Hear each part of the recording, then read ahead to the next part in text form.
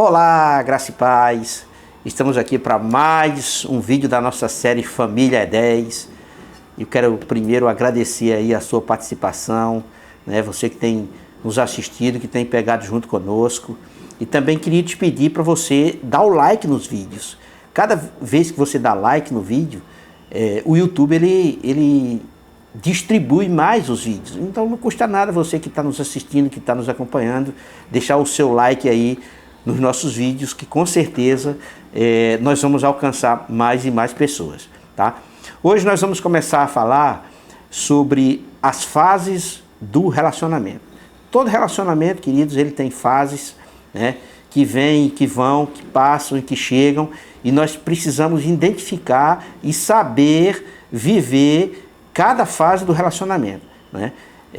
Como você já sabe, eu já falei nos vídeos, eu tenho 35 anos de casado, né? E eu já passei algumas fases dentro do meu relacionamento, e nós vamos começar aqui dentro da nossa série de vídeos Família 10 a falar sobre essas fases. E uma das primeiras fases do relacionamento se chama namoro. Olha que benção. Namoro, querido, é a primeira fase do relacionamento.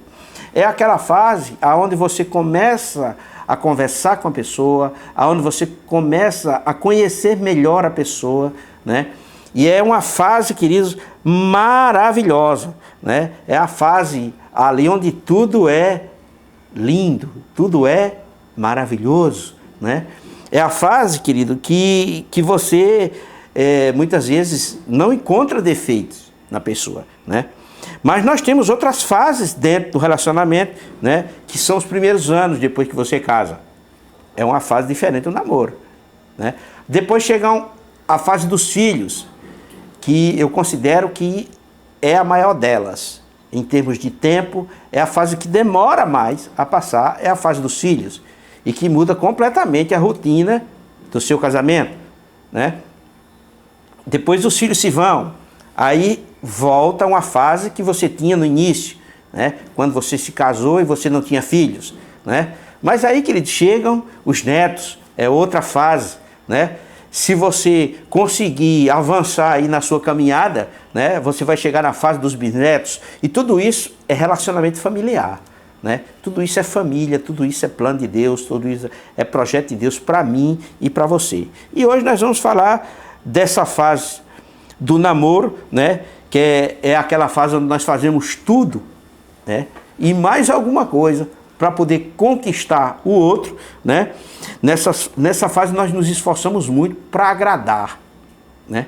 Nós queremos mostrar as nossas qualidades, né? E, logicamente, muitos, né, nessa fase procuram esconder os defeitos. Porque defeitos que todo mundo tem, né? Mas nessa fase do namoro você não quer que os seus defeitos apareçam, né? Porque aquilo pode ser algo que venha, digamos assim, prejudicar esse relacionamento, né? Nessa fase nós fazemos qualquer coisa, né? Qualquer sacrifício, né? Qualquer pedido, ele é atendido prontamente. Por quê? Porque nós estamos na fase da conquista. O namoro é a fase da conquista, né? É nessa fase, querido, que nós não vemos os defeitos. Mesmo eles estando lá, a gente não vê. Porque nós estamos meio que inebriados pela paixão. E isso faz com que os defeitos eles sejam diminuídos, não é verdade? E as qualidades sejam evidenciadas, né? Mas fica tranquilo, porque cedo ou tarde esses defeitos eles vão aparecer, né? É nessa fase que nós só fazemos elogios, que nós elencamos as qualidades, né? Defeito, como eu já falei, ninguém vê, né? E é uma fase de presentes também, porque mesmo que você não tenha muito recurso, você se esforça, mas se esforça muito para poder dar presentes para sua namorada, para o seu namorado, né? Corajoso não existe ninguém mais do que você, né? Rico é você mesmo, né? Por quê? Porque você quer fazer o melhor nessa fase, não é isso? E eu acho interessante porque eu já fiz alguns aconselhamentos pré-nupciais, né? E durante esse aconselhamento, nós pedimos aos nubentes, como chama, para preencher um relatório, né, com algumas informações que serão utilizadas durante o casamento. E lá tem duas perguntas que eu acho bastante interessantes. A primeira delas anote as qualidades que você vê nessa pessoa com quem você pretende se casar. O espaço, ele tem mais ou menos umas 4, 5 linhas, e nessa fase do namoro é muito fácil você preencher essas 5 linhas, né? Às vezes elas não são suficientes para que as pessoas anotem as qualidades da pessoa com quem ele quer se casar, ou seja, ele já viu aquelas qualidades naquela pessoa, então ele começa a numerar, e às vezes 5 linhas não são suficientes. Uma outra pergunta que nós fazemos durante esse aconselhamento agora coloque os defeitos que você vê nessa pessoa com quem você pretende casar. E é muito interessante porque tem gente que fica e pensa, e meu amigo, para achar um defeito para colocar naquela lista é uma dificuldade. Por quê? Como eu já falei, nós, muitas vezes apaixonados, não vemos, né, os defeitos que já estão lá, né? O interessante é que, passados alguns anos de casados, 3, 4, 5 anos de casados, se você pegar aquele mesmo casal e colocar para responder as mesmas perguntas, há uma inversão aí. Você pede para ele listar as qualidades e aí aquele pensamento viaja. Por quê?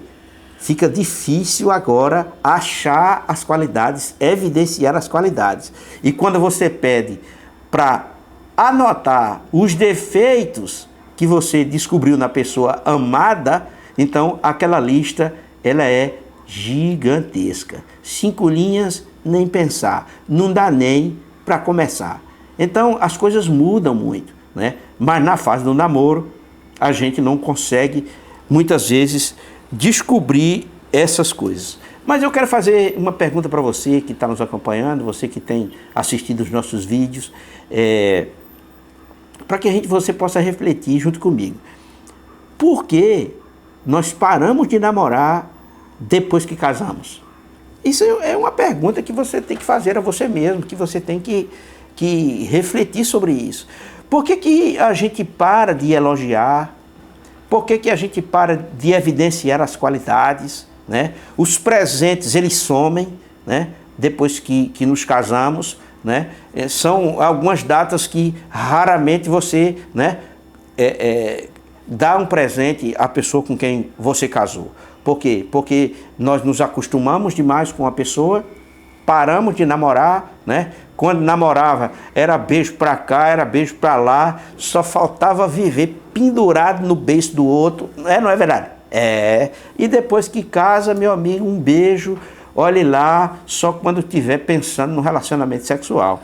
E isso não precisa acontecer, queridos. Nós precisamos continuar praticando essas coisas, nós precisamos continuar namorando, né, elogiando, beijando, dando presente, né, fazendo com que a pessoa ela se sinta valorizada dentro do relacionamento. E isso nós podemos fazer durante a nossa vida de casado. Mas se você prestar atenção, a maioria de nós vai passando o tempo, e com o passar do tempo, querido, a gente vai deixando a rotina se estabelecer no nosso relacionamento, e o tempo de namoro, que é um tempo tão maravilhoso, ele vai ficando para trás, né? E aí ficam só as lembranças daquela época, né? Daquele tempo aonde você carregava ela no braço, né? Para que ela não pudesse pisar na lama, onde você botava a sua camisa para ela passar no chão para não sujar os seus sapatos, né? Isso ficou para trás, isso está muito distante, mas não precisa ser assim. Vamos resgatar o namoro dentro dos nossos casamentos, dentro dos nossos relacionamentos, e eu tenho certeza, querido, que o seu relacionamento vai melhorar. Vamos continuar namorando, amém? E então, queridos, Muito obrigado aí pela sua audiência, né? Se você está aí envolvido conosco nessa série de vídeos, deixa o teu like, compartilha, porque família é 10.